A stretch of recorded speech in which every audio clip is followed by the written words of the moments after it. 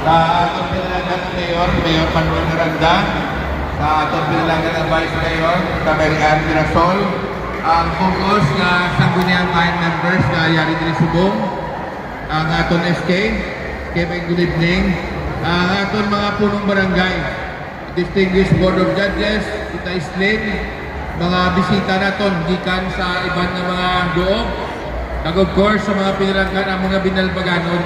Mayong gabi! Ato man nakita ko na ano kasadya nagliligad ng mga inadlaw.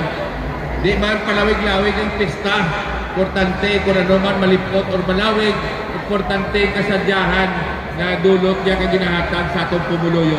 So subong nga tuig atong makita kung paano man naghatag sa duag na bago ang atong festival.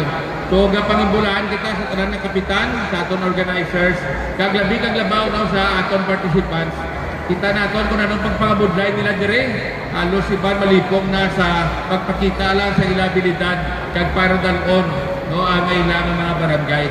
Kung sa inyo tanan para sa among mata, daog na kamo, wala pa man na deklarar kung sinugid man. Of course, kaupod naton ang katimbang kakaupod naton sa pagserbisyo sa probinsya. The board member Hadley Trujillo aring diri man sa mga gabi.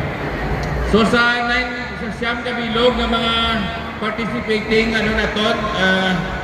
groups, si Congressman Dino, mabilin na ko di 45,000 pesos, nag 5,000 kada aton tanan nga mga grupo para kay Congressman Dino, daog ka mo. So akon man gamay nga premyo sa inyo. Sa liwat, madam, salamat, happy fiesta, I love you Binalbagan, I love you Quinto Distrito. There you have it, ladies and gentlemen. Congressman